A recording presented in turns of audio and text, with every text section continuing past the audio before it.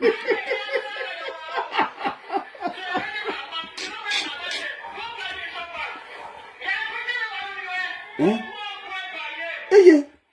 Obo go ogbe baye. Eye. Eye. Eye.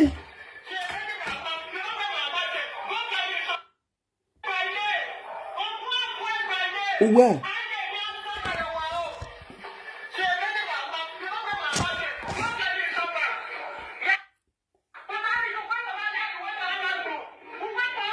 Buta. Uwe. Huh? Waka. Uwe. Huh? Ogun ogbe baye. Huh? You say what? Huh? Huh? Ije. Ije. Jesus. Ewa ye. Ije. Ije. Ije.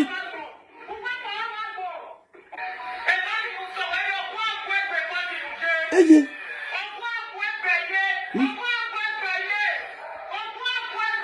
Oh, come. Oh, come. Eye. Eye. Sábàsì.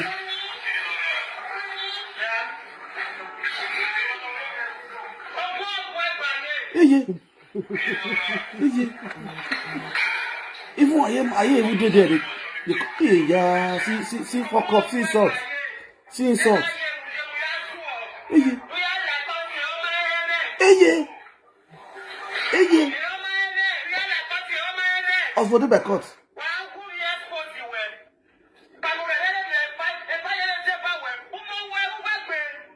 Eye. Eye.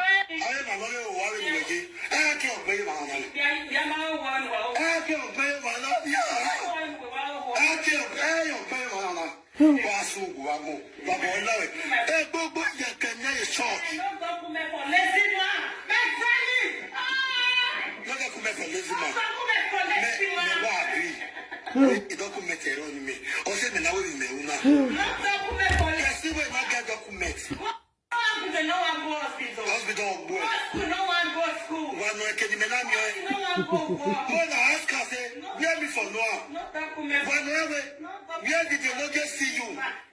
Check. Romania. Albanese. Every area. We are no rule or fool. We don't bother. Okay. But I want more young fucking sweet man. Oh, yeah, go.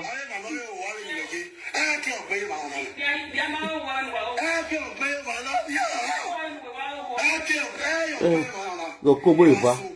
As well. We are connected to the area. When I hear you, what? Tell it documented on me. Or say, now we may not. See where I get documents. No one goes to hospital. No one goes to school. One academy. No one goes work. Mother ask us, where me for no? Where did the Lord see you? Check. Holland. Romania. Albanese. After you don't go everywhere. You know the ones of one. Now you are. Fuck is sweet, man. That was one of you.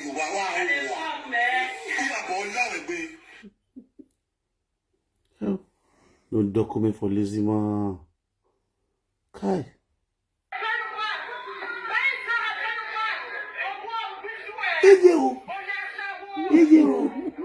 Oh, we are homeless. Oh, we are homeless.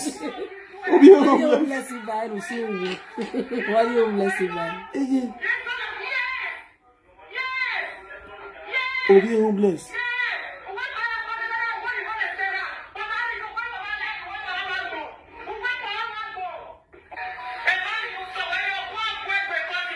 Eyo. Eyo. Eyo. Eyo. Eyo. Oh, you go.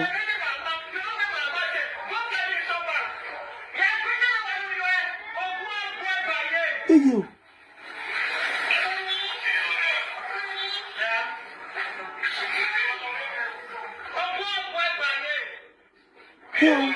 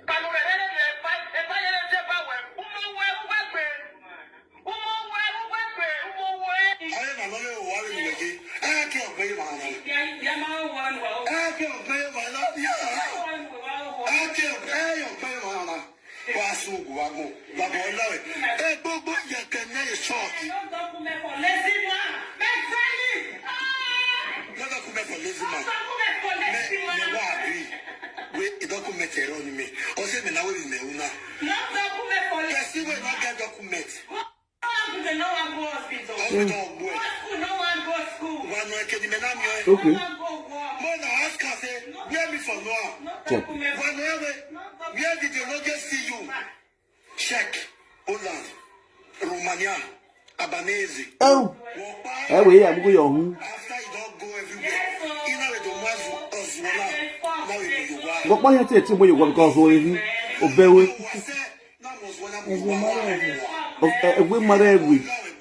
We know we Umatero mabaye mate Casalina. Check Casalina. Abanese.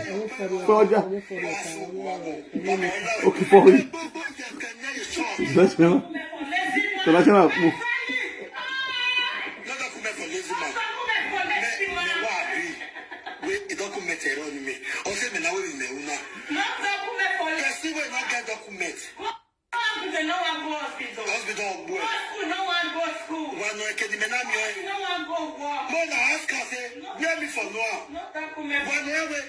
Where did the Lodgers see you?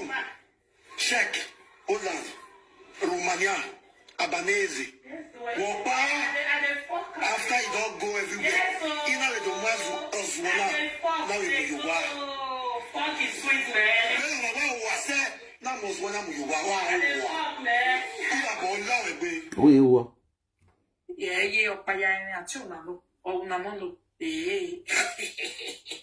One of you too, he get problem for you. You know they use. You know say Osame say also Okay.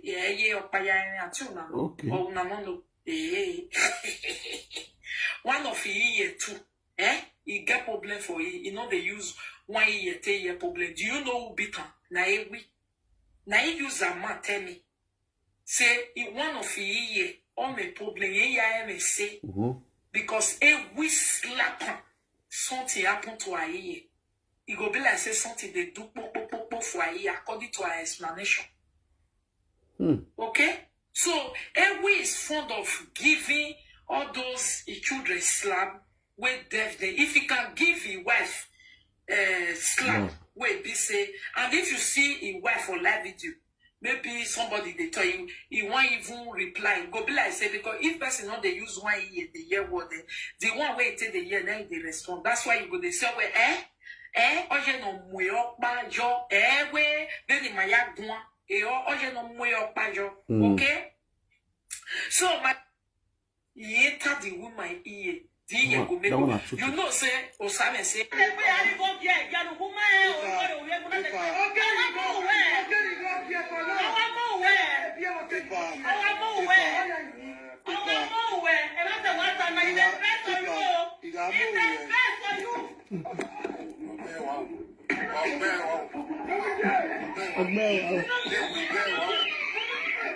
You don't sex. You don't boss.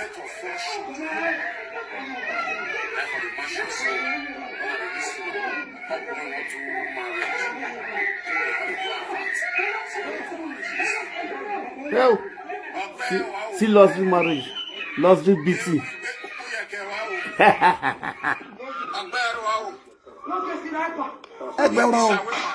For the presence of social media, share this video, no get better.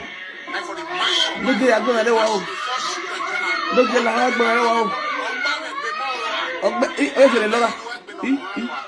no get return a lot of get Bobby. You don't cast.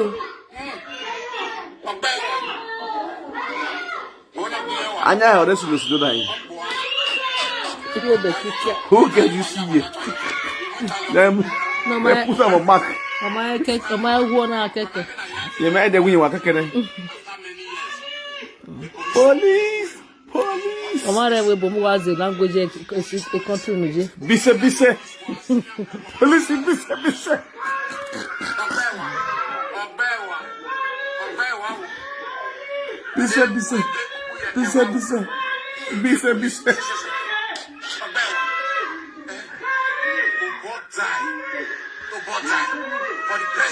And look at your body. Yes, why?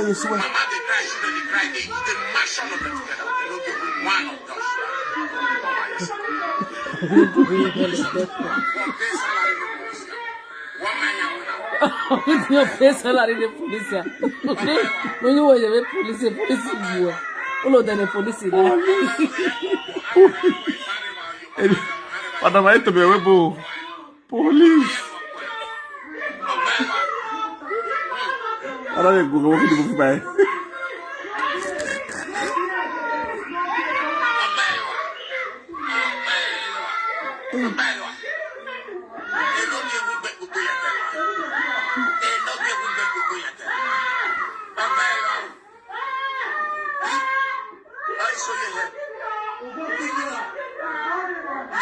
I will walk busy.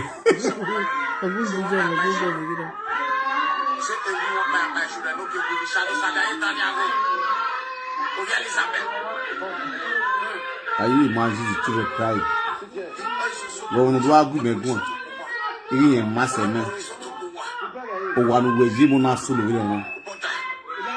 E father mo we ki we bi.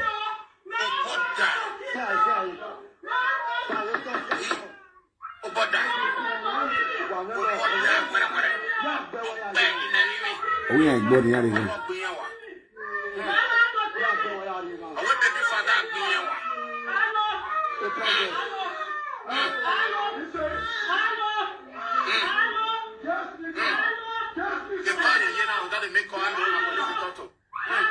Hello, bise. Hello, bise, policia. Bise. Oh, the body policia. Policia, I want to kill you. Policia, I want to kill you. Ozuo.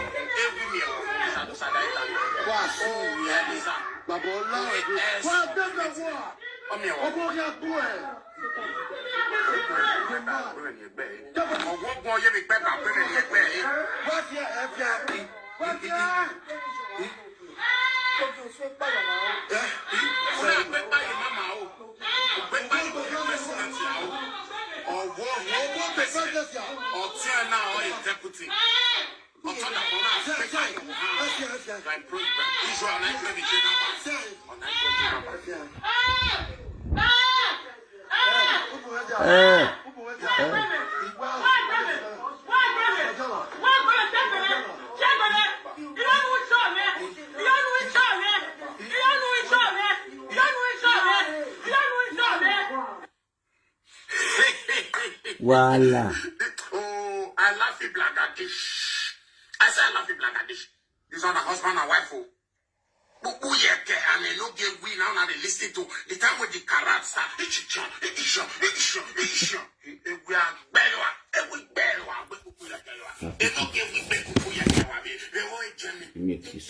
for the president of social media president by the office. Aí que se agora. Vai que sim.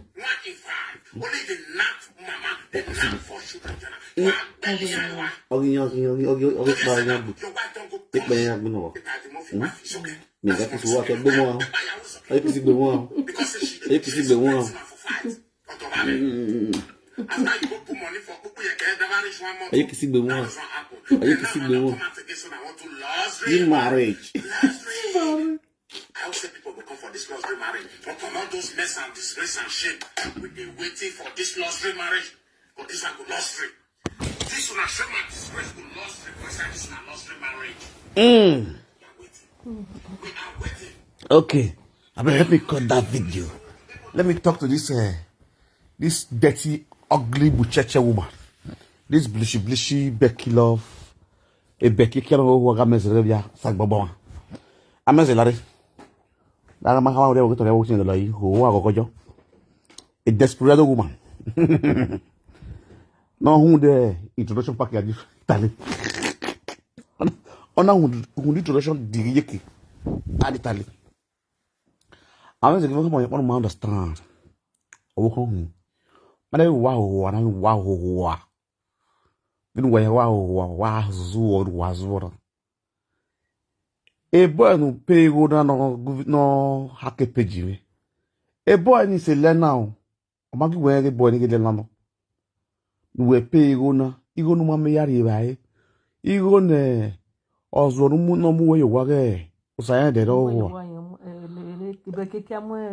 Be yo mo kike wa because ma pack boy ari moton. Igo ni go we moton na. Iwi yo money yo. Gbagbon we no gbagbon akwero pe na mu na mare no de gbedo agbo pe no kan le yan before. Ebo nyo bia na. What am I saying? What are we saying? Ebo nyo bia.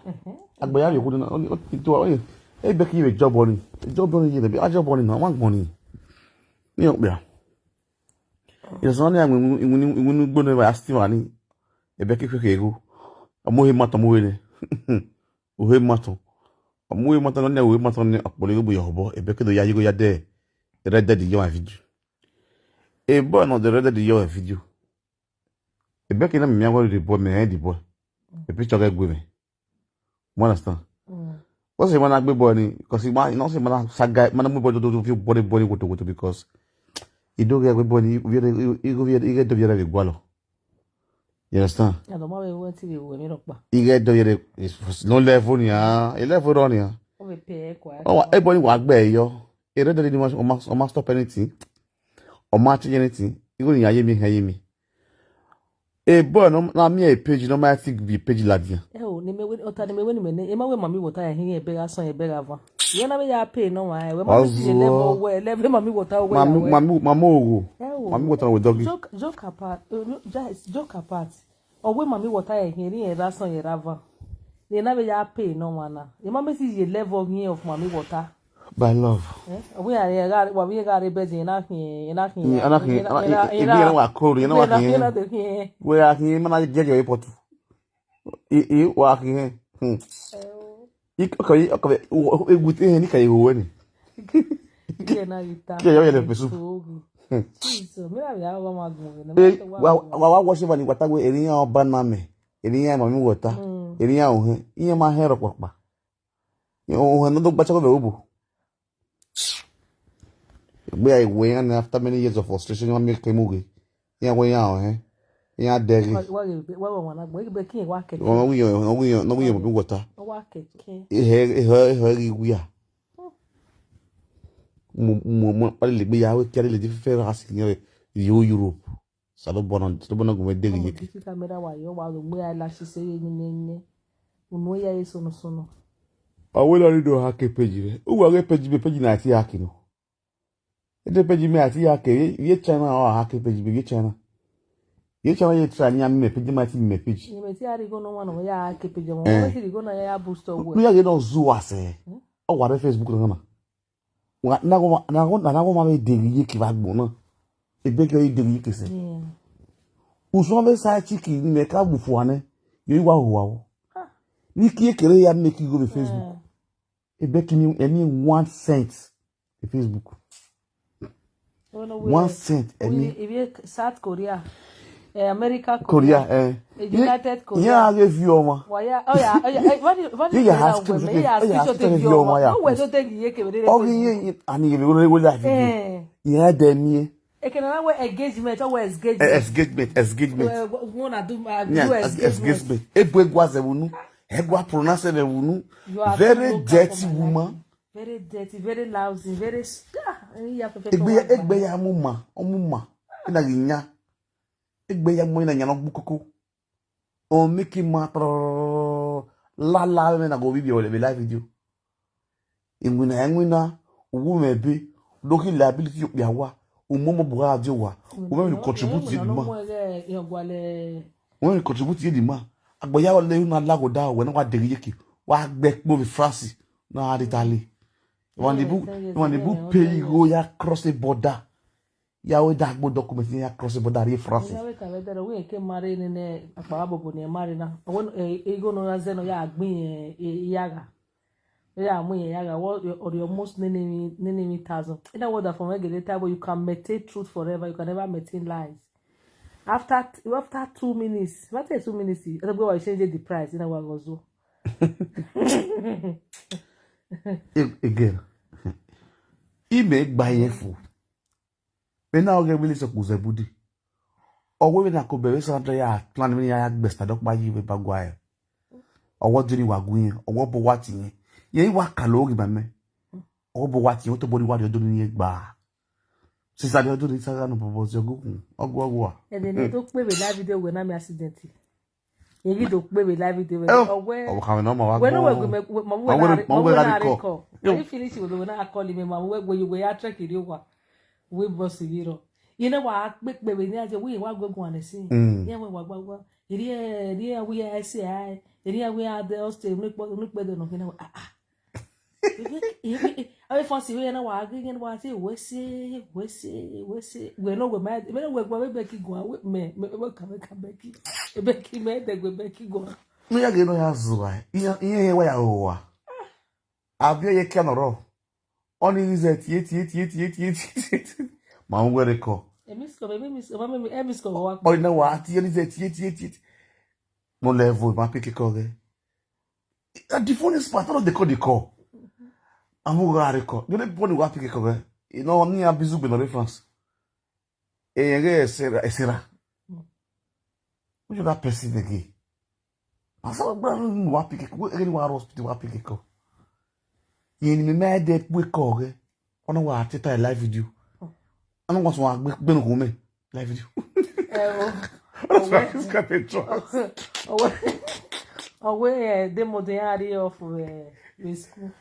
You do attack and what do I bow there? Yeah, this I wait to see what we know. You know what, RJ? Do you know again? Do you know where?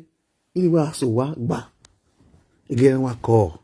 After the next day, on work. Oh, me not the will video was funny. We were so when I was live in that way. After all the die for film, kata go be draw. Wood. Anyway, mama we make a friend here. Na me go back to when about Emadisha, when matter we no matter. We wrong here. We are illegal. Yeah, we are illegal because everybody was thinking where we are thinking we boyfriend here no. Understand? Abi ye kia, ona we boyfriend here no. Me no every that day me my guy. Me no me toast to. Me no me toast to we. Me na me we wo ge. Bad guy. Okay, sister, what time we do? Understand? Nobody know can we ga gbege. Na me be kwa. Me ati unu he no pe odio kia. Ona we boyfriend here. Oh God. Understand? Yeah, na so go ma pick phone, ma pick call me. Again, ma pick call. I don't understand. In short, a call me guys now so girlfriend calls. You understand? And do you know the funniest part of it? I fancy me no but what pick call new. Wa side. You want say fancy me. But I kwa girlfriend that sabag go. Yeah, wa ti wa ga giro to wa. Abi me so go bis. E wa lock up. And we like that when what we call him me ma call we call well. No mo call we na. We call him na because we say I call him me na abi again you na ni aso me ma. E be ya la Facebook e ya mwere.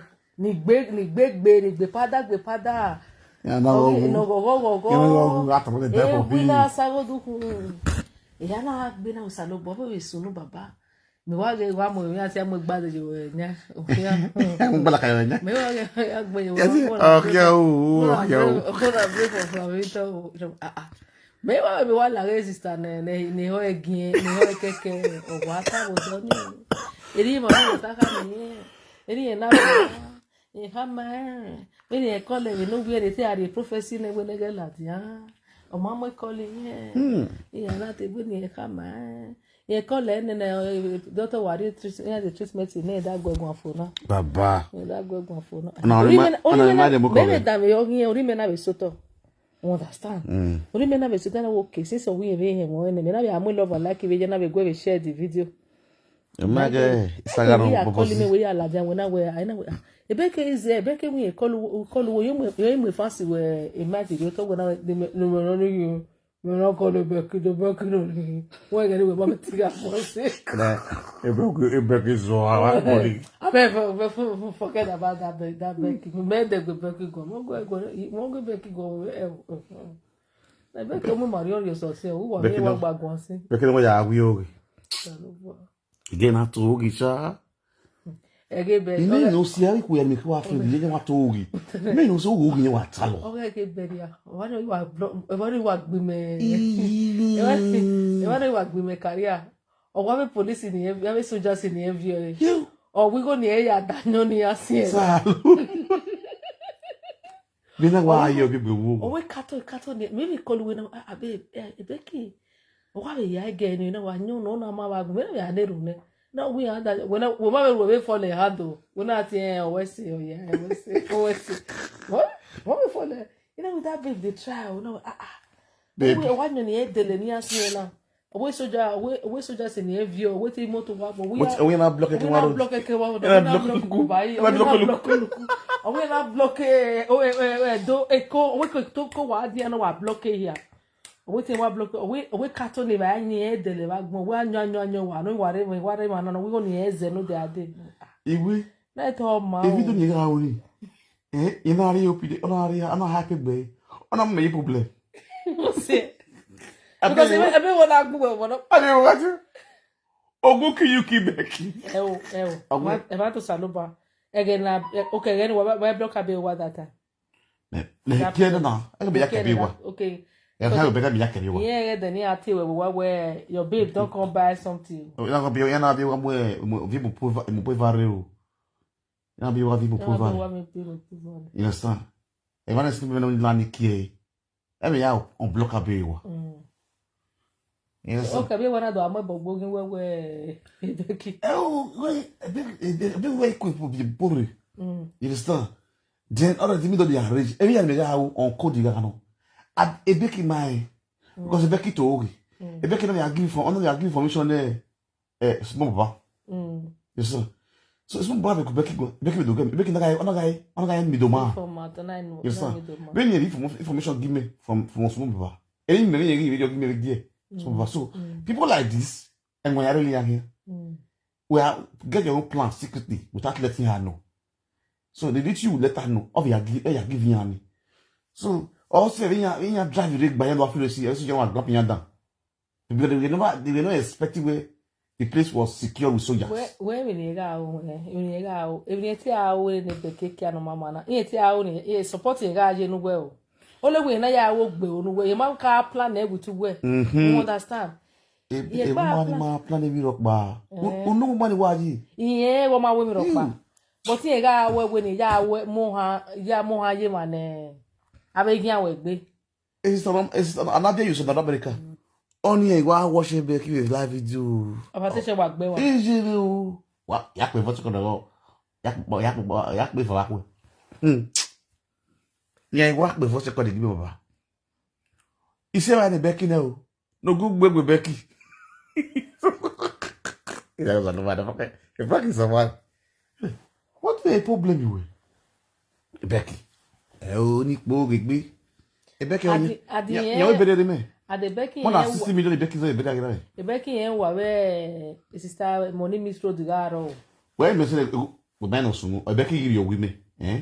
You want for the way bed that I care or we bed a bracket gbegbe disclose light in the room me wo ya film when that before somebody ya dey we you wo me small static more on the me February small static more papi the wo me so that is a Becky gele wa wanyo babe oh god it be when you no say not believe when again we man do how wanyo e code de ya won yes na ona ye code de ya won si ame won na me won so we wa do like any won ona ga won we live video me no ya won we me ate wa won ge Bellis we Bellis o me say Bellis ba babe again what boyo what are you saying again big most well it's not an enemy no I want to Na lose me because small fat we ka small pa mi with edu.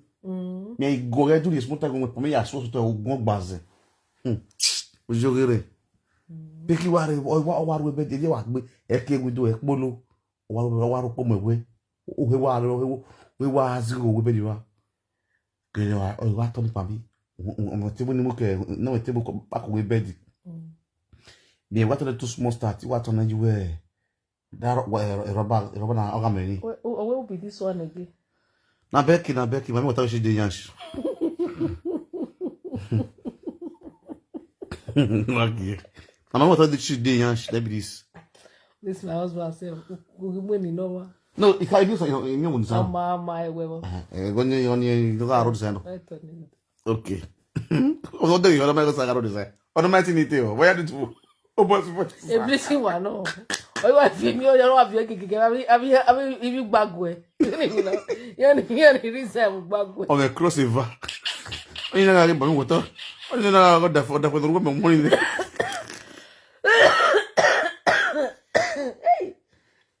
The worst part o wa bo ni le blishi bo le blishi wa gbe na ni. E Becky na be chi le va gouver o we go di no. E Becky me pa we re chi na si.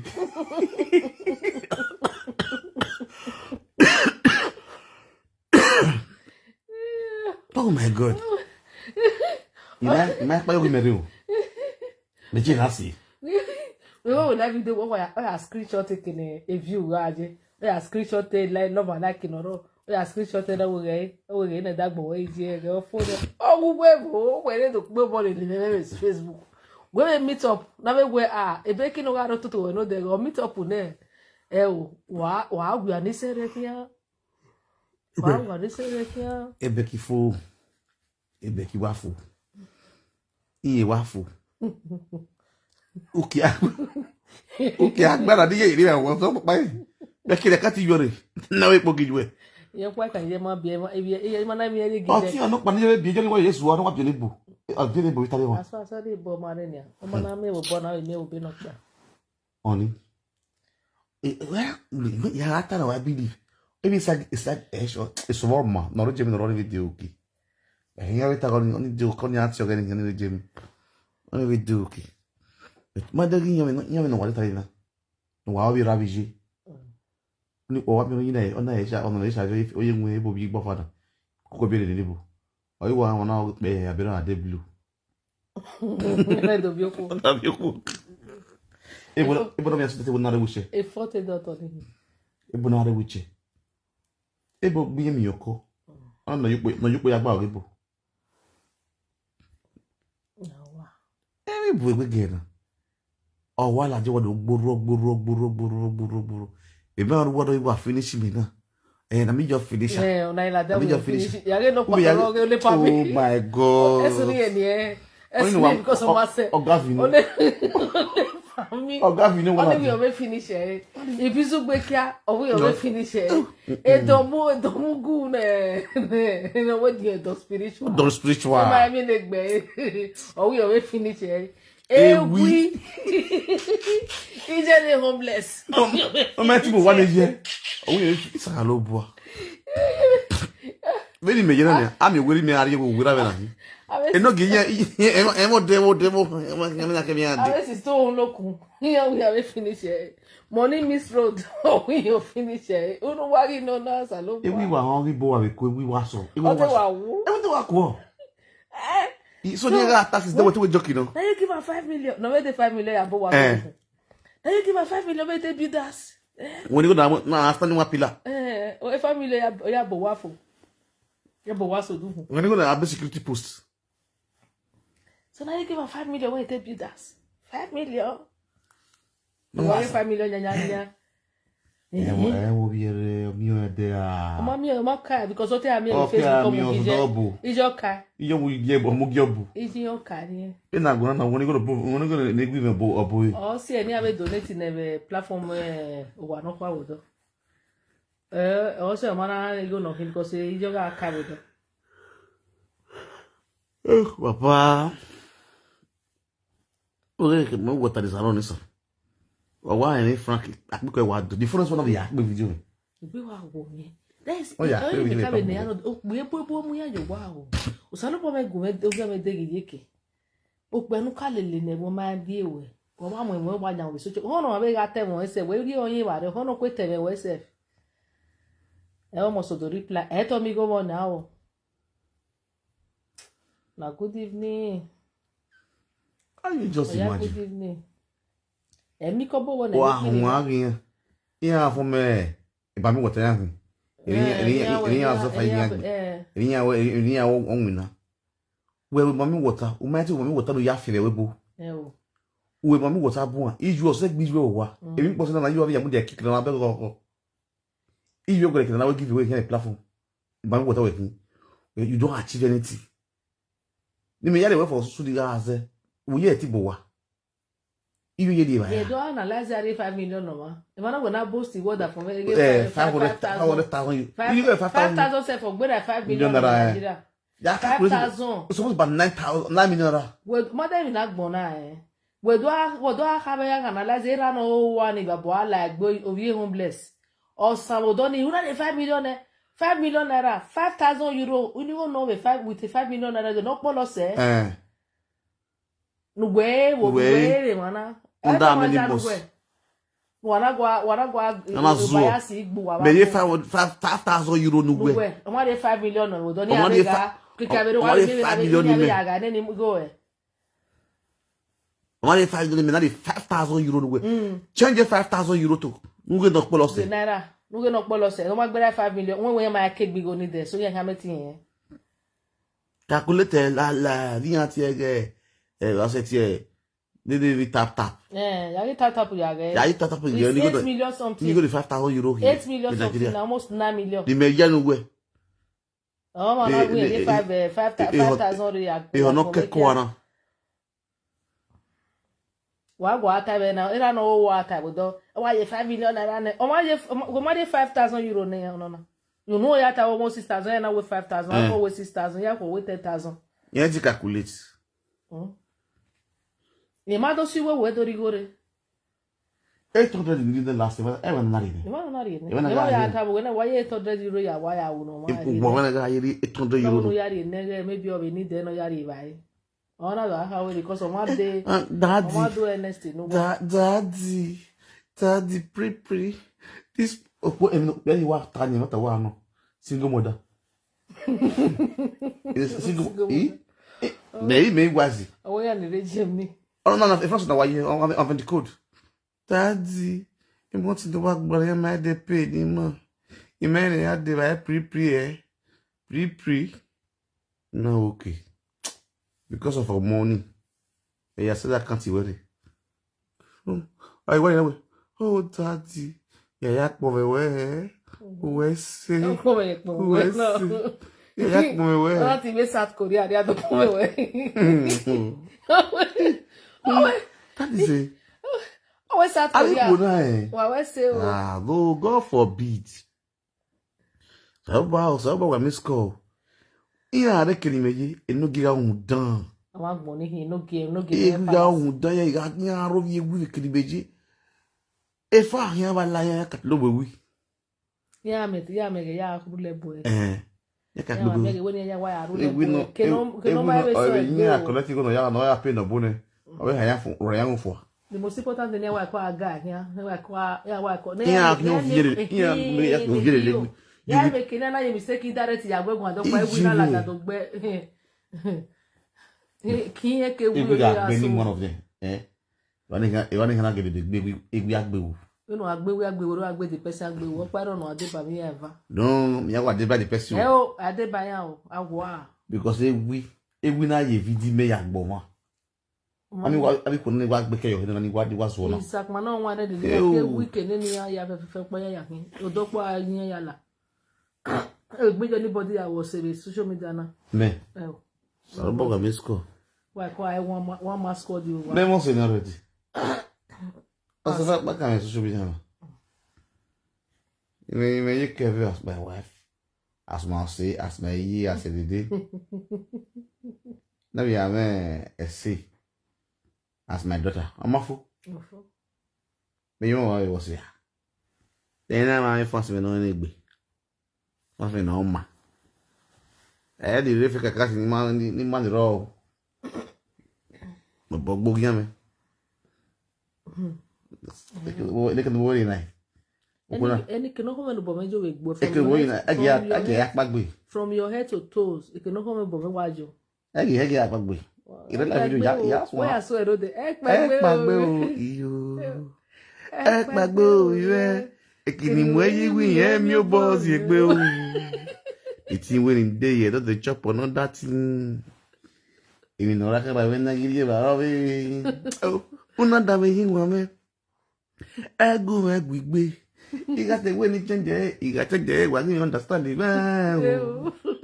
Act back, you. Act back, boy, anyway, you will your boss, you will. My sister, all people. You go, you my guy. I was answer. Sister, we was all. It's social media one at them. I want to we do with family who do hear with what. My sister. I'm not in Tabe.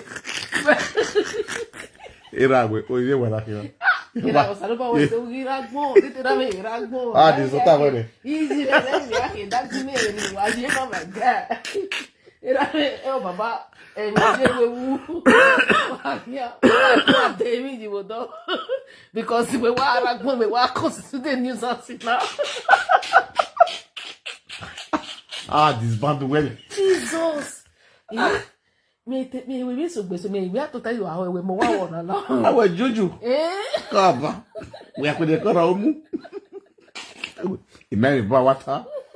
My dear, you are not looking at my daughter. I banish you. You are disgracing me.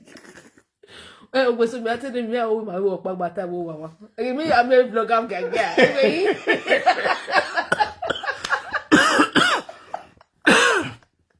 Blogger ya gaga we ogwera na. Bueno. Ya vi fini le video de me gbegbe ni gbegbe blogger. Me now me because making here we here na making here pa. I be blogger we go fear ni. E ma pa we. I call one of my fans. I call it from Finland. But me I don't know. Me want talk about. La we ko dey okay. Yeah, but I understand. We show we manage the hospital. Mama, I understand. What's new? Oh, we video plan go she buy one bogbo yan we. Not sure it.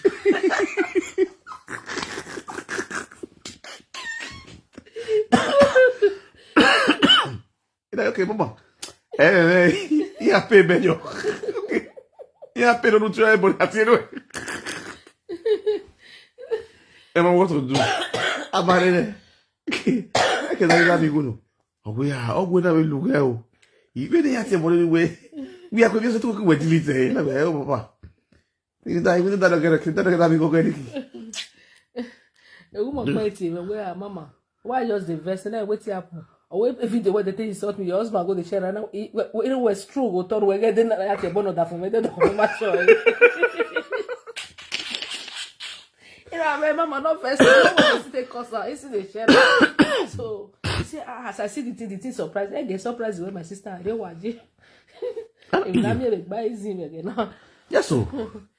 Yeah, mama I go there. Again, another way because of say our family legacy. You understand? Now make everybody gentle. Who gentle before? Yeah, what be when the boy art drama? Art blue film. I know. Art blue film. And because of what was power? Repetition. What was power repetition? Repetition are built for years. I can use power repetition. And repetition is art blue film. I was a labo ya kiasi waki. We ya guy, we ya kweti. Brief mo ya ti obo. I wa do my brother sister. Ina wa unya wa bagwata. E bagwago. Anu ne no ogo kalowa. No the funny part, the girl na keto ogi. Mami wanera. On Facebook. Mo ya kaba goke. Wago oge na ni tela ti bana amigo. Yesu ha te wata. Abi nwa ya biyo. Not at all. If you see the act like that too. So we all deserve okay. Let me just talk like they go no truth.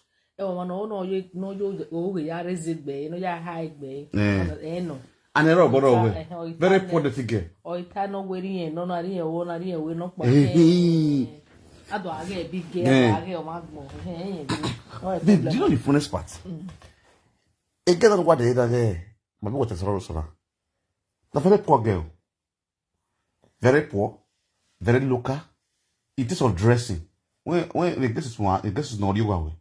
Their outfit alone. When this one a big girl, you understand? This one know what's up, you know, this one they follow up normally. You understand? You see this girl?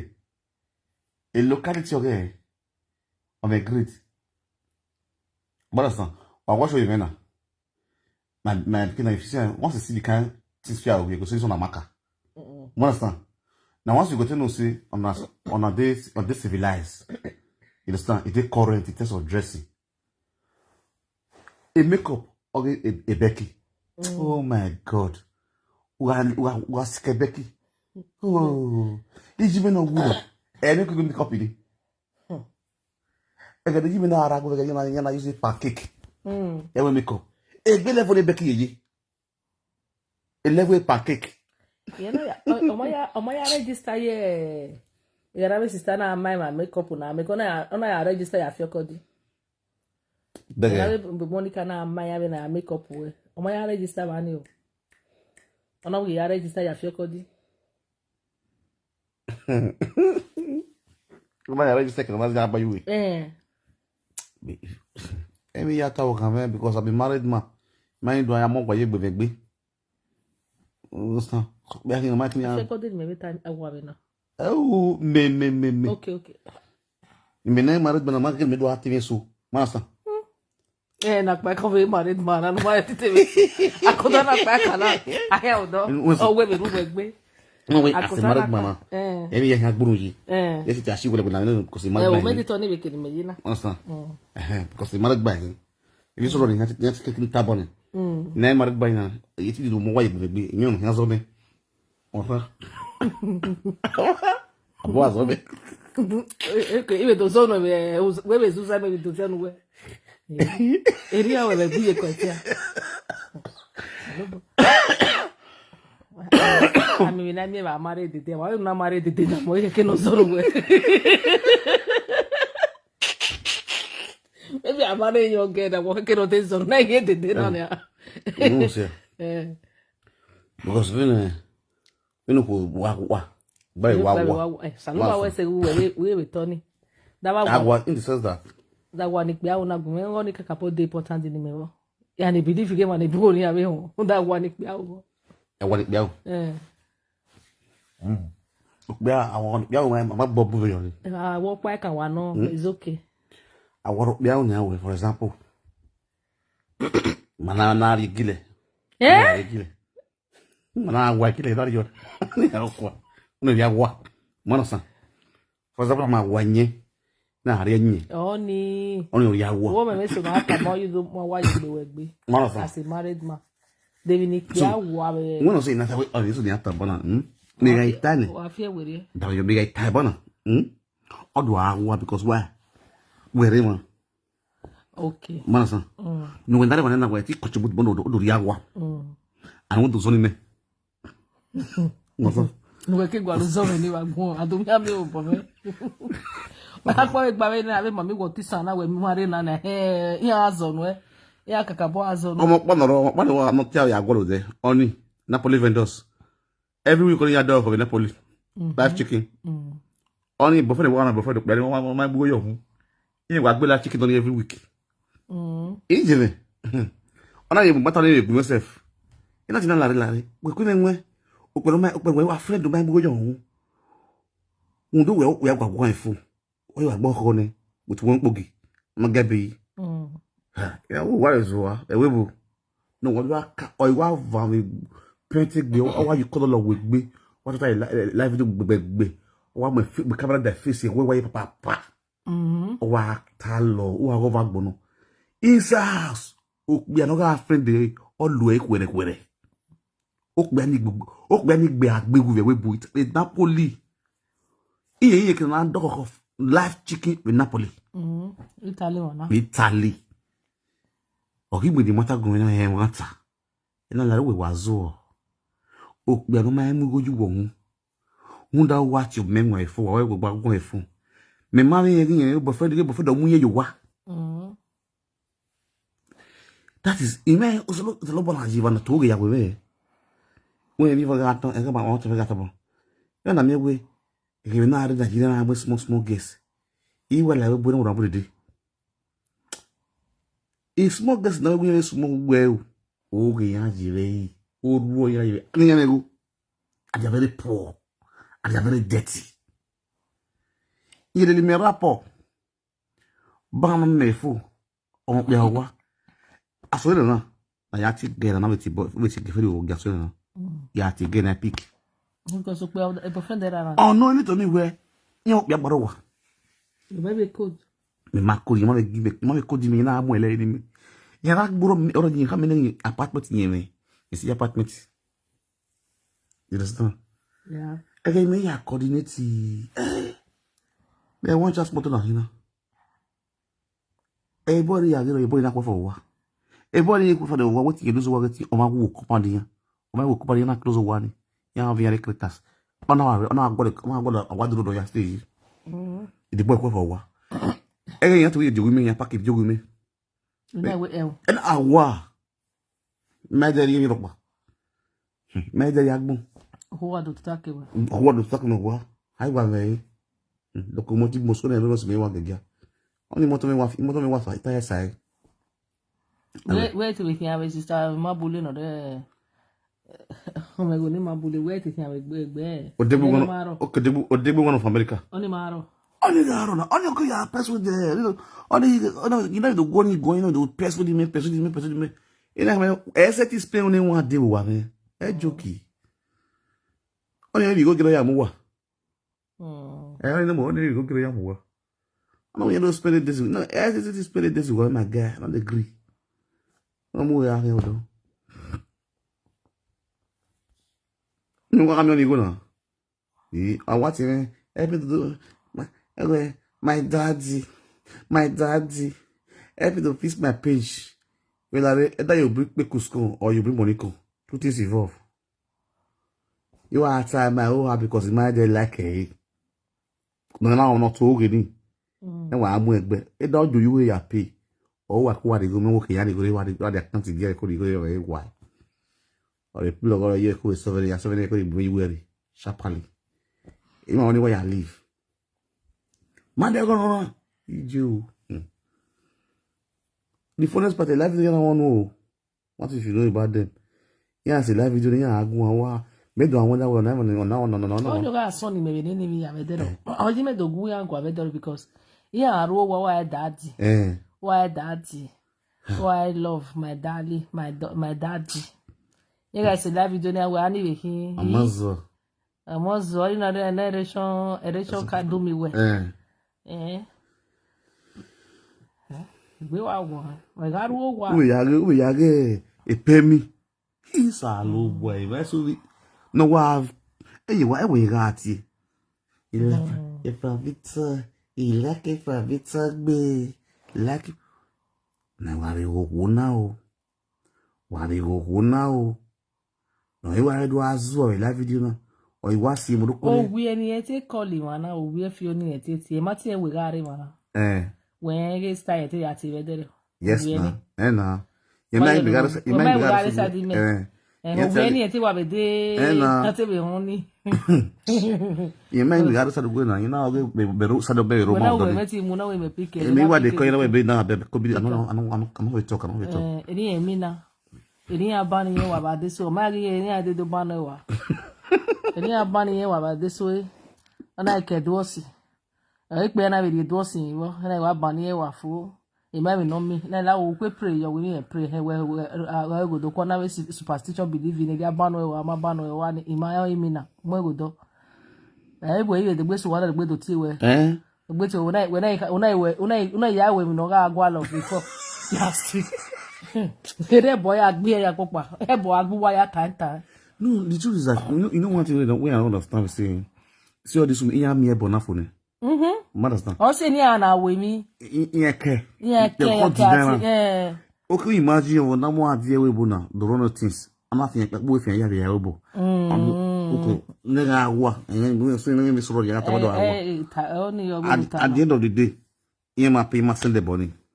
You na less ma die. And today the body ma yegbiyan. Today a body ma yegbiyan. So that's the reason why I'm here where yeah we name yeah it's live video. They want to feel big. Even now, my mammy go wowa. They could say, Yati boyo, Yakili with me, Yati boyo. After us, the bonnet, Bonian, and never bonnet, and I boy, had the yaki when they would do the one. I'll see now. We imagine I know Giku of my body. I know everything you know. After the way I yatable. Yatable was a metatical yatable 30 euro, 30,000 naira. That's about 15 card, a bit 10 card. Between 20 euro now, no. Oh, payment no get it. Oh, what surprising me, true to God, yeah. Ona be yari egi wo bi ona ya atiebo. Enu ge tiebo ji. We do na egu kele we ni. Enu ge tiebo ji. We na wa teme ni wo ha wa lora, de no ikame we ro wodo. O ga gide ave di oni, e frank o ma na gbon no. O wa beta o me ti do call we bo wa do gu egu if Do you know the funniest part? They want to feel big. They want to feel big. Eh? They bought your friend them for mama 7. Understand? You know what I calling me? We so we almost 30 minutes we've called with him. When they can do and they can bonokwa, they cannot. Huh? Not taliri. Even when we there another to me record, and I will not do gossip. Only if I go on a tire will know on a tanok by it. We not tallying, not tallying. When the movie am when we wake a ron, even why we could not go and we go code, you know, they give a change. You talk many things that day. When all Johnny lads are tired, than who and then we see, I see you at all. What though? Saga Kingstar, what all? What is there? I understand. Uro what though? I want to prove my a papillona. Oh, Pauma, you will do. Elis Bobo. Understand? No, the film. I do why you call me awa. My sister. Yeah, I call you. The way they don't get papillona nadia. You yet wa wulo. We ma be ya. My sister. Me mami no kwa me kwa belele kia. Eti ma we to mata ma eti ma we kondo eti me me ya me na kwa le platform ya no ya. Na partition ya gbe mo. Anyway, I'm speechless. You might believe it. So, he put up a very tally. He give me. That's a gas smoke. That's a gas smoke. Yeah, maybe I get up party with. He give me. Over here. That's a very swagger. We're my dog. We're eating fucking now. So fucking what I wouldn't understand. You don't that problem. You don't need truth to say. They were all deceiving themselves. You understand? Now, oh, I Becky no water. Only can we never. A pemi go yosula. Only we are. About a pemi after the wound. I can bury right. I can bury it. My pemi run a titi. You understand? Right from Germany. You have me at Italy. Yes, now. Yes, now. I think I tell you, you have all the Roma.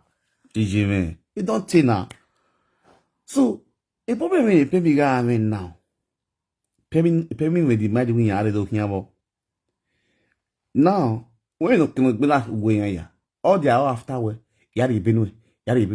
Pemi own was Yari Benue. Because all of the thing with your after paper. Pemi was just for my motive was for me to come to Spain. And to stay Kewa. Yeah, addressing me. Addressing me, what addressing you are me. Then before 3 years, 3 years in what they do me. 3 years. Still manner of things, you understand? So I don't hear what you talk, but before then, you were doing me. A billion with Henry, we can even dedicate you didn't. Mary Biddy Gilguna. Could you wish Iranado to turn around Iranao? I want to bury that for bias. I'll bury that for the way beginning of you. Mogbe. We are getting people na owo na akpolu. Na the thing the shop. Imigale ne ya mu. Only na one side. Now, mumu lete ki ale adawe ho. Mumu lete ki ale di. Ona we yan mo wi yen ni me. You understand? Thank God you are aware. We are watching on live video. Now, unknowingly to me, where you wa lo dead. No do ya yo. No why you are always Becky when you do 5,000 euro. I don't only sorry to cut. I don't know what's what I call a live video with that first line Becky. They are not kicking at your time. Don't they? We 5,000. You know what call you where are. Ha, you have a do you want money. I want him. Well, you also I don't yare. Everybody was just watching on live. It was on live video. No why you have it Becky. On what's on Wati, mind you, or Maka calling me before with live video or watching again. My Bolakoko. You understand? You gotta watch a Bolakoko. Then, again, what Becky was your boss. You woman away Rati. Then he was giving me some information about our doctors in the RSP. But the people that are with or recall no fico. Oh, you don't mean your phone. Oh, story not ba. All la story na. Oh, story not ba. All la story na. Also, you is not fit. Because I don't know what we need. Only we are call you 2 seconds here. Then, surprising to all of them now. Mumule take care lead no wa de ba be saga Becky. Ona do dori we. O do ye kia no you no do dig we. Do you look me? Baba. Oni we no reva. Ave the other people na ya se gbe usula o ya ni ke ya fefe. Ya bege mumule take care le luwe. Ya na ya yin yo ni agu ya ni buna abo ni. Thank you. The only problem is that I say you not amo we. Yes. Understand? Ni buna ati oni la we like a Frankie. Understand? So ni not my boss. My boss, the social media boss. You boss in here. Social media boss. Social media boss. Social media boss. So you buy my boss away there.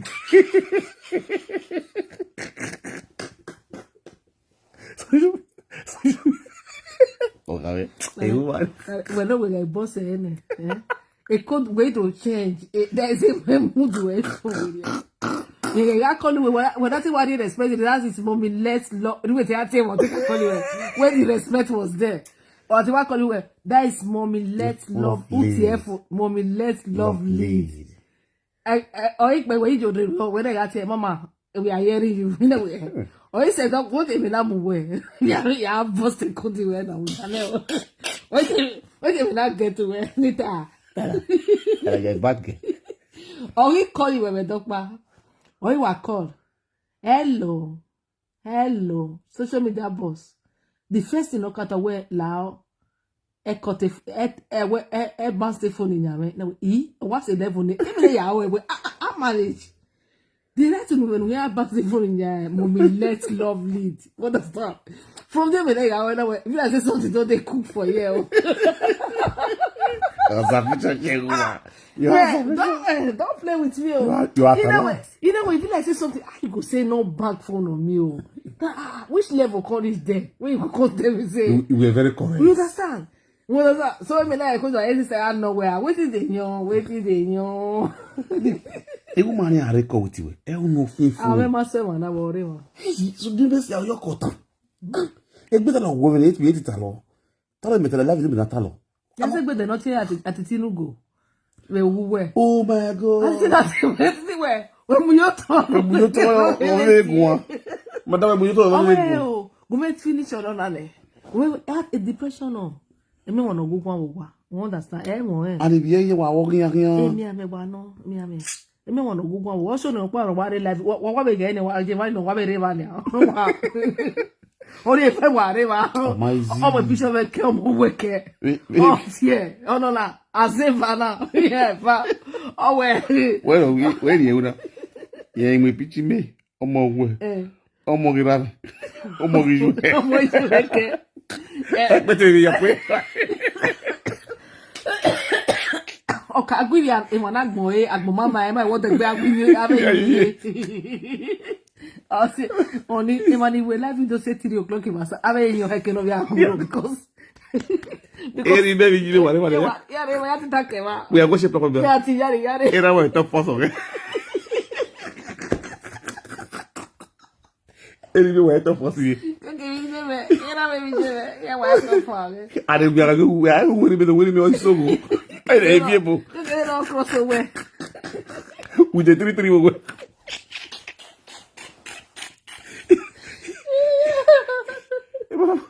I don't feel that. Everybody. Kissing you. You can agree with a woman. Oh, wait, with an way. I want to tell you, by the way, YouTube, Mona thumbs up. TikTok, Mona Tawat. Facebook. But I give you my like paying a Facebook or a bag, eh? And then when I went to zero in the platform again, YouTube. Is it YouTube? Nobody did that. You know, they are TikTok. It's a TikTok. Nobody, when they were allowed, you know, one person is watching. That is me. You know, when he saw who was turn up, I say, what up, my own way, go on. You might have another vision on Google. Boko, I got it ready. Abepa. Don't do it anyway. If I know you have to go on a toast of the man. Working good money. Could do have a moment. Oh, what are like video way? Now we say they make money for Facebook. Now TikTok. Now YouTube and the shop. That is shop. YouTube talk on the shop. YouTube on the shop. Oh, later. You know, we say this one a big YouTuber. Motherfucker. You know what it is true or YouTuber. Okay, but it's true, Joe. Oh, what can I? Na kana your man with YouTube you name me go fees. Okay, you might have fees again you na Ghana. Honey. This you know what? We know what about me if I don't see you with lie. You can whether why your body me when you part whatever when you ina we don't you. I you go to that. Make bogen with that. Make bogen with that. I you go to that. Jesus. He want me one of them. And I want na sister. What a yes I do. You will pay me price. Oh no, guys. They go na make why we yes I do. Or we yes I do now. But me don't understand again we got here. What we made they no we make we they. Oh no, what I me we YouTube you know what you YouTube okay mo do monetize. A level mare YouTube, no level. Shishi 1 penny mare YouTube okay. Ina kwalo bwana. Eli kuna to ya. Dini wa gboro ba live video. Na we ma wono na o. Na we ogidogi madi. To fi ham yo ga yo. Yeti wa plenty. Ege pe mi ya hon be ya just mo be let tak me college. Pe mi with what betray the we there's a call we wa call na call word of your boy. No boy call what your boy. Pe mi no call pe mi away im mo wa betray the e ono keke na beta be live video we pe mi we not we to e mo mi data quick college we to betray the pe mi. We te pe mi wa so my. Para me you know it na. Pe wa go but wa call me wa provoke. We no let love you o you na be no o ma ka mi mo ye Tami wata maye ona DCV. Otu mi leje wa betray di na ona betray di we. Ko ma we are wa ko wa ya ko. E ti do ke. We not say again like fleece boss. We not do ke to tin di me le ka bu ko. Wa wo o wa betray di. Na wa fiege wa. O ke fiege de bio. Am ko ya gaga. Ye bi ro pa. E yin e ba ya kin si. However, fún ma òwe. Egbe keyan ire akosi àti mo. Ai wa. Ayan ran boy ma ti fu abeti me pa. Ó ti lọ. Idango. O aka you imagine. E pe bi yan we ni me video call me oya po yo bo fi ra pe ko. E Becky ni me do ho. Olo ya gomo da e pe mi. Gobo da godota. Ya so you kakba. Wonderful. He's a lobo. Umenwe. Ona we tomi webu. He's a lobo. Wano me ke do ke Nigeria lo legbe Libya lo legbe Sambisa forest le kodoru do se webu. Wa ga ji di pelo ga wa ga ni. What's wrong like that? What can I tell the story? No, I can do one row with me. Tell me. What's wrong like that? How many years no you go obu? Yeah, we go. Mama go tell us around this. No matter if fair the left. If me log it. Oh, I didn't look behind to be anya go one man. On the radio, yeah. You will go stop it, bon. You will go stop it, bon. To my.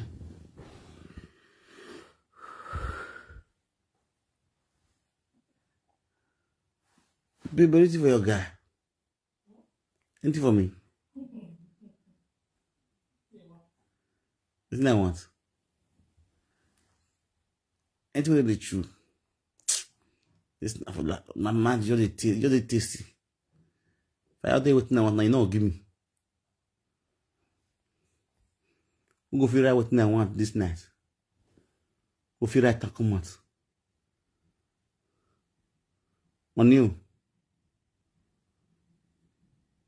Honey. You dey go down. You go down and play with I want, or you know what I want. A bad girl.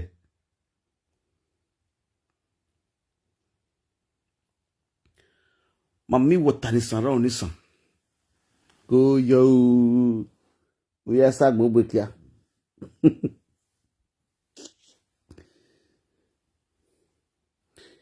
Ni yek bira. Yeah, man. My adness, you did away, no, you're asking me. Try that video at Alawa. Hey, me, you go for the one thing, no, but yeah, after a while, it's a gun. At the end, last, what I know, I couldn't live. I look up, I don't want to see. When you born on a point, saying, so don't want no war. See one person for me. Okay, I thought I said any my friends will go feel right in once. I thought I said if they tell you, if they like to come at you, you give me. They say beer. Yeah. There's just in your get. A beer. You get that. I thought I just say you know give me. I don't give you. You know. All those one, you know, will be like if you come back. Take it. You might like it. Who got it? I thought I back pass. Got it. My like if you come back.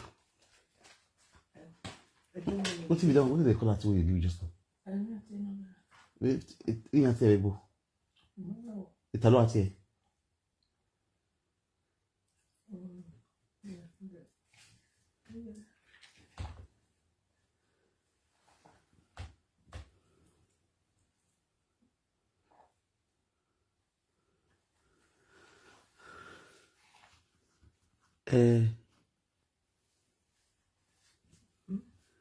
Able say gift.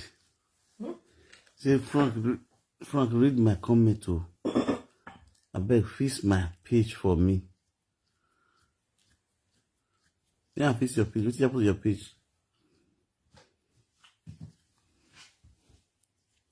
To fix page now €200. Depends on the work with this I do. But the least price we actually do now €100. Not be naira or euro. €100. If you're ready, you inbox me. Write me for WhatsApp. Understand? Write me for WhatsApp for +491 521 41 50 70 98. +491 521 41 50 7 9 The first one deleted and I come. and the price is to come and wait. I want to detail. I won't wait here, but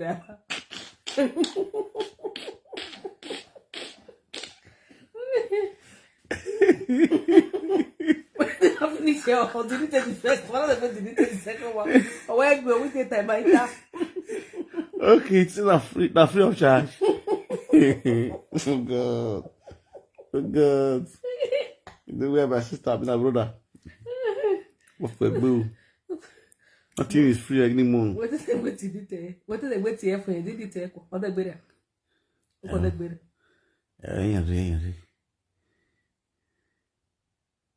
This space fit to two. Only the bad guy. Joy Kato. I beat of the truth now. I said they come home. No more music, don't call it. I really feel some. You really feel there. I feel some. Oh, I'm free. Okay. Look at free the fan. I'm free with the fan. No wonder you go Bethlehem. I Bethlehem when they don't eat free. Okay, I get done and work. Do you even go? You don't know just outside they are pay. Only 20 there. You. Na yena go. Ọ̀kan no ni. Ètò wá fún. No gbé cadeaux. Ọdún wo le tọ́lú bí. Jericho era. Olùsẹ̀ ẹ ta gbura wa.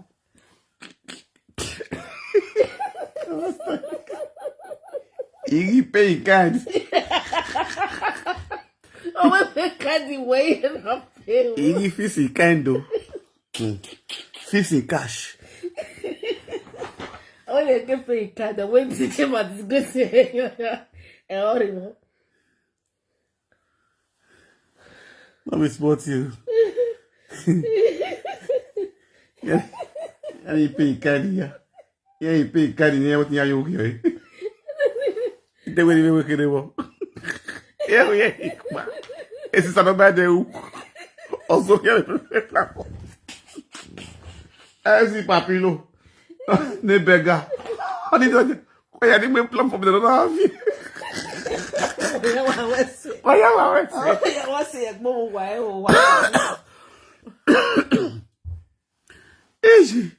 Ele o assunto. I do have money mo platform no do that discuss gbe. Parce que also se di yekia. What we say.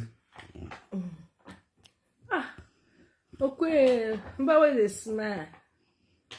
I just get problem with my page. I don't know what it's wrong. Now you did that picture. Oh, why I said Ujena? Yeah, the for me I said Ujena. Now you did that picture. You boga yo kan. You boga je. At the end level. At the end level. So when my grizzly for many years. I try, yeah. Babe, see me, I tell you, I get one particular woman, eh? This woman, so now my house. Understand? The woman don't come my 2-bedroom. No, not my 2-bedroom. It don't come my 2-room. A pass. You come my 2-room, a pass. Yes, you come once. Then they come my self-cutting. You never know me. You never know. When my hair may be I don't know you now. It's not what me wrong. No, we never saw the date. Now is when I'm missing. Don't see come nako. Okay. He come feast in. Now the laptop. What's they call? They carry laptop. They follow body. They come. Okay, go feast you too. I open YouTube for. I open pay for. Now me see monetize for. Now when I reach by self, continue monetize the page for. You understand? Okay, you start the monetization for the pass. Yes. No, I start on it. I'll build that for. I'll open up for a pass. You know why I talk? That one, I have your tenant say how much you go pay me. Okay. You understand? We just your buy ticket come fiam. The first time we come for the Africa shop. You understand? And then we want to do for. So the network no good. I got to move my second to us. Book my goas. Now goas. That kind of come offices. I can want to chase it down. Put the laptop, open everything, set the laptop for her. Pay my money cash, it come out. As a Facebook don't monetize. No, make sure your name. Did this Facebook. The start here. You go see watch this video. But they do so you go watch it. As a Facebook monetize, I have to say, Epa, you know, I remember saying you go make when you monetize the Facebook, you more can't see, you more can't see. But mine are way. And you don't go to pay me, I won't play me wrong. But you don't want it. You don't want it, okay. You can now stop, so I can't pick you. Just like the way this woman still come way there for UK. Exactly. That's what the woman still come sit down. When they come for the second time, they can't carry a son called body come. Okay. You understand? So it's not just like you're like my picking. Okay. Be like say I remember that. I not know the woman. Be like say I remember that time. Yes. The woman just that I've monetized everything for her. But when I go marry you, when I cook back. You understand? But what they you know? First, I'll make carry nyagbe. That's not I want to do it. Yes. Yeah, we calling you know me we do the here trap. Not that they find me. I know. Yeah, we'll get na again that. On our gear. You don't know what it. Some go they talk and I say, "Ye ma ko ne we not toast here say na we ko." O gear no wo gear that we are. O pe I we I go fit. Abi? No, not be about gear. With their name. You laugh. Me not wait now. Me not laugh. But they come here constantly. Because they come here. But I disturb you now. I disturb you. They disturb me, but I'm not still getting. Wait today. When you not say you never get it, don't need to even go out. I still get you now. You know something that will make you get me. We can't bomb me. We cannot go bomb me. No. When we had to say when we do message, you get it with them. Bomb me. Ogi man, we're different now because we are married. We're going to see bad guy. And you're not a bad guy. Even when I can't be my like it. I don't like it. They make this sweet thing. I think they verse me. And they verse you. They verse you. Can't about. What's it doing? This one, this week is what on a dread. Yeah, one but yeah, what dread. I'm not going to picture now from where we are married. We are now my new love. You don't know picture again. Maybe like born where at least. But if you accept it, why live video person? You understand? You know, we was a live video person because of the other one, no castle, no access to Epa no street. You understand? Oh God, it's not right. That's to Sibano street. After that one, no one care who they talk. Yeah. Understand? So after that one, you know.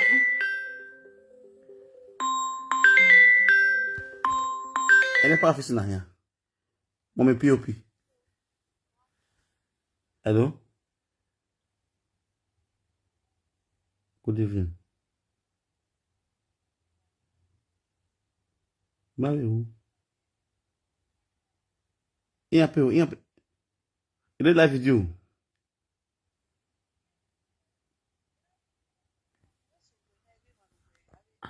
Where? What's the name? Monica Monica Yagata, Monica Nota. So I be wa pay no give me na wa saka we. Wa mo we social media now. You clinic na? Hello, we wa pay when we were we saka. We are telling you, I can never know. We wa mi boy ya we amigo venira ya we amigo. Social media na fear people. We were vocal, so you wa pay no why ya we saga. As a board of Favita I pass you. I can pass you. They pay you to the do saga slave. Really me gonna pay one you are paid the give because you only go against my brother, not the man any woman again. Focus on your wife. It's not easy for woman with double like that can get that better stash flow. I beg. What? I beg because if not because of anything, because of your wife, my brother. For real, I not lie you. All right, now ciao.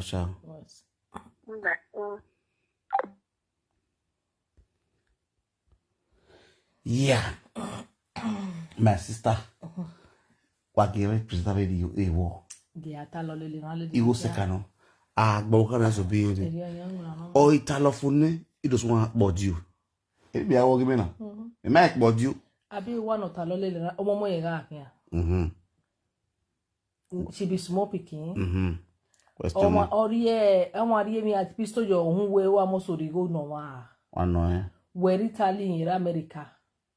ogiri one naira no mari one naira Becky na ne o keke na do ayu no tava na gini eri we 5,000 ewu wa maso wa na akpo boyo ewe orio ese o orio ese ya na sunwu no wa na o wa bagbon orio ese but ori so go ma be ni ona ikin centro iko ya fefe na ne kigbe na ya no la dana na we eri ya win ya we eri ya o me no win ya na o paro no ta we eri oda eri frank eri ego oga aro abi wa na me face o wari ego na no do we kia amari ego ya gwo Because already na go na we centro no o wari ya go centro boy no o mo no gare fa distance we ma tell me he we akame mokbia o me na be amokbia o me type ko we ni ebeje ni igo keke no ya mokbia do mo me no ta ma no go abi wa cupboard o we ni eje ni igo keke no ze no he ya mokbia even kwe no beje na na igo o be ya mo igo we no. Now, what down here? When I share this video, that one what I go do. ABEYUWA we me hungry ye beer. Every just one jealous, but that's one sad guy. Me and ABEYUWA beer is about there 2 months ago, 3 months ago. ABEYUWA to go already phone. Are we in IT family mail? Or not the phone not to read out beer. No see no giver. Or not ye. On a marry a beer, a vivre twins. Il a beer not yego. You understand? You got yego and a bivivana. No, but what have we go 3 months ago? What have we ho? Even na guy mata, mami yego can do well tana kwa be social media because yego how what the day making. Me yego there ABEYUWA o tien na na ABEYUWA kana we beer na. Ka ABEYUWA ko tien na de no yo dion. Ni ego na na meka we dede umare dede ya se gbojo no we pe gweneja o we na wonu ejigun ya mare dede o we dede mekin da ABEYUWA do na gele ahe o ihan we ire ya te na gele abi ni ya ta kana na we otun no nekere ABEYUWA bie na na go mu da American o ga gele out yego ami me gbebe social media na because don't do dede ni eti me dede da ABEYUWA bo tun ni no ri ki o ma se bi ma ABEYUWA de even if I come when age in meje can't believe me what be me. What I want people to know about me. You see I be forget. And the day when looking for guy. What's the on you? Or clear or sharp. So ABEYUWA no re a New Jersey no ma Daisy. Nagba ogo mo no yero gun aja. Obotion.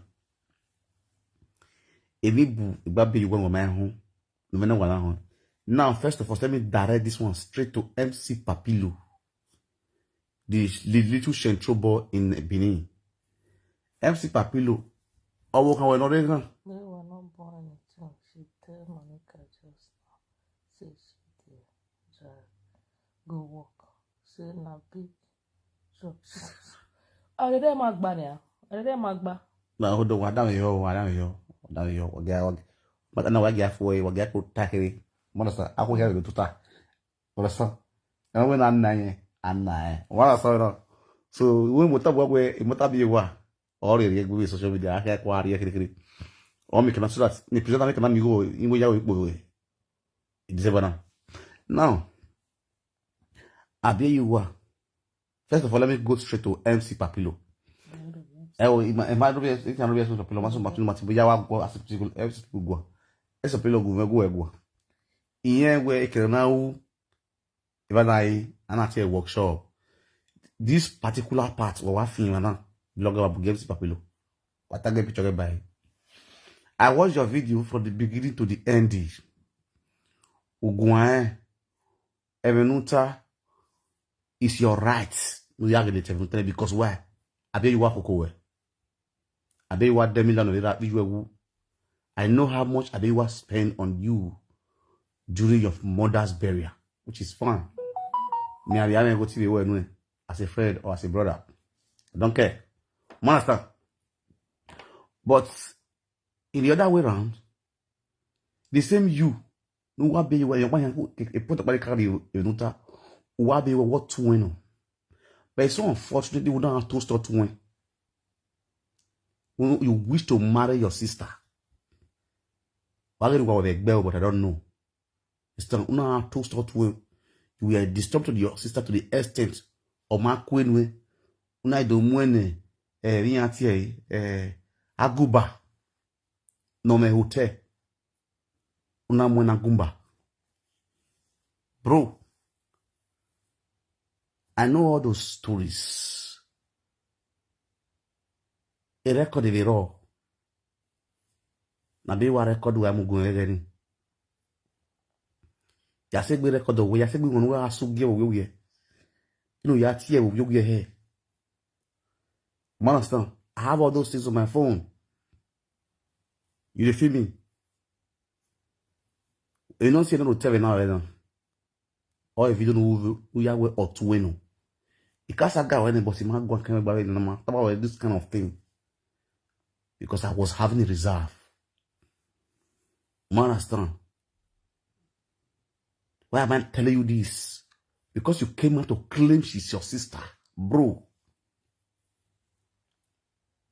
Even though cow do not the record are still there. This is media. We always have them intact in case the days of trouble or said, I'm your viewer, just evidence to back up your words you said on media. You understand? On another one side, any year now, you are here on Wagumba. You may be out, you may go my phone there, but you voice already. You understand? So, all those things I'm saying is through the same ABEYUWA we go can, you know. Alternative si papilo, you know, advice you, advice you, advice you. Do not get bigger ABEYUWA or 20. No, you will ABEYUWA. ABEYUWA woman. Yes, I will tell you for free. ABEYUWA no me of woman, my sister. I'm a lawa in a boy here. A woman woman. She need help. She seriously need help. Don't always look at the money. Don't make it not do okay. Mentally.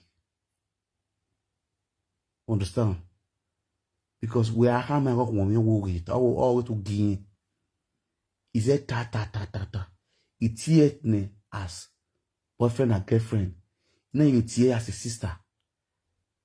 Whether through quarrel or through normal discussion. When you reach the win Larry, you need 20 million, 20,000 euros. They are swing. He must not ship to you. I have all the chat, all the audios with me. And when it's an editorial, but I refused because in here we not want me. Man, also, I refuse. Here we be married. So, my brother, if you're planning how you tell me, ABEYUWA, no tie. O best it all. Understand? O best it all. Bon, have no mind. If I don't see correctly, you go in your logo. You understand now? Or like to spend for outsiders.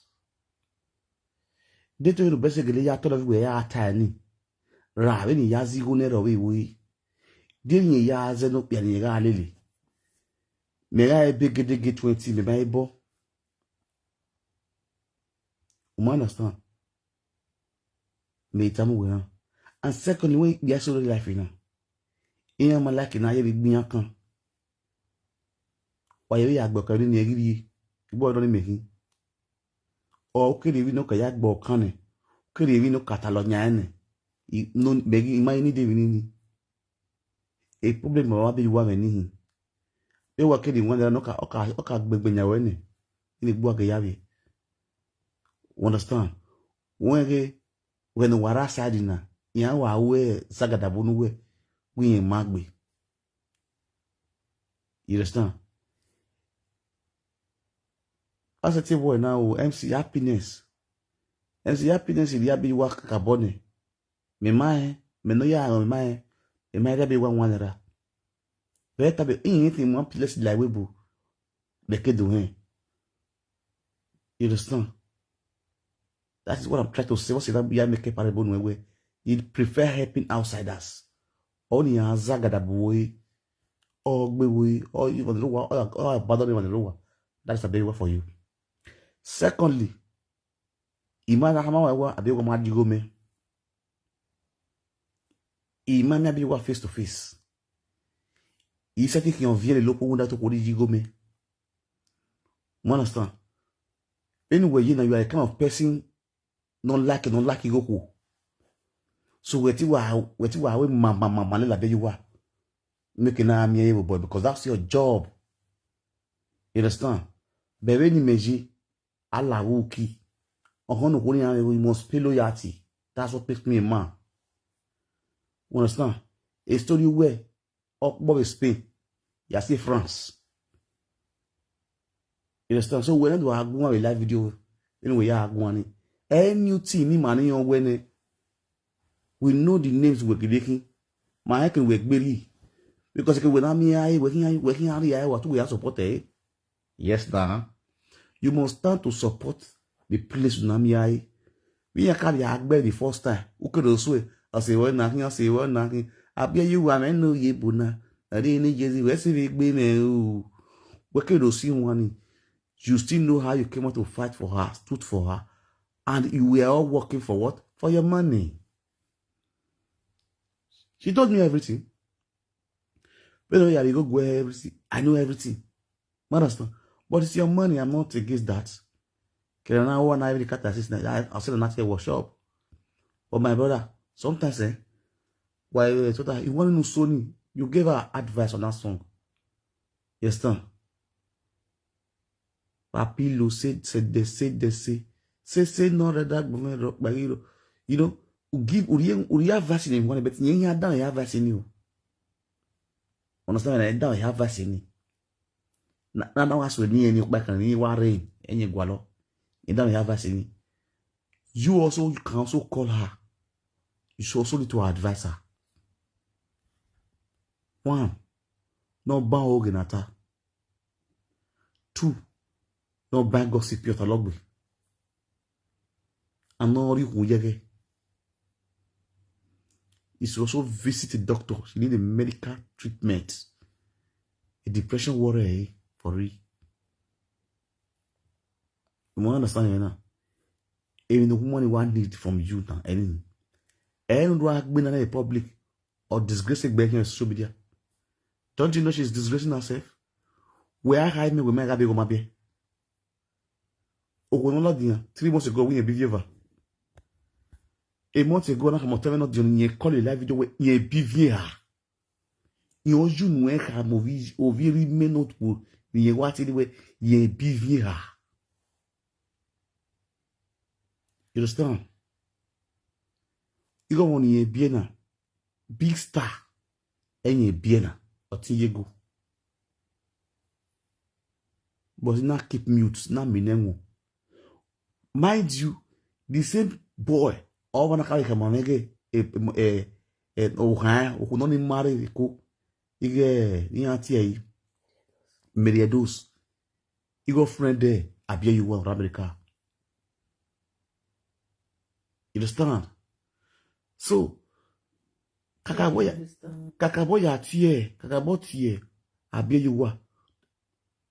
MC Papilo will go around, kakaboti ABEYUWA. No advice, a woman is going without saying goodbye. That woman is fucking depressed. Do a man on a big star, or Bawake Meviko, or Simeo. You understand? Nahana, or Timmy last boy, Jimmy, and you got Billy, not your friend. Alize do yoni. On a bag bonnie. All CS or what else you don't know what they today. Ovijime, we are jogging. We are giving ABEYUWA frustrated here. Ne kamegi kui friend eh. Ni mesi upogi se. ABEYUWA na yale lodi na ya friend doni. Abi one ya so you say. You want to back love. All you know do I made me because of ABEYUWA.